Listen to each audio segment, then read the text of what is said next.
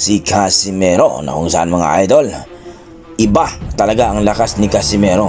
Kung sakali mga idol ay mapalaban itong si Casimero talaga sa mga malulupit o may kartada o nasa ranking mga idol, para kung dito lalaban pa rin siya sa 122, pwedeng maikasa ang kanyang laban dito kay Elijah Purse o kay Sheik Hub, na kung saan mga idol pwede pa nga ni Martin para makuha ang spot sa number 1 sa WBO. Kung sakali mga idol, magiging champion pa rin itong si Casimero. Yan nga sinasabi natin mga idol, na kung magkataon na umakyat itong si Naoya Inoue, ay posible na si Casimero at si Martin ang maglaban for championship. Well mga idol, at kailangan talaga maintindihan natin na dito po sa 122 ay alam naman natin nag-overweight itong si Casimero.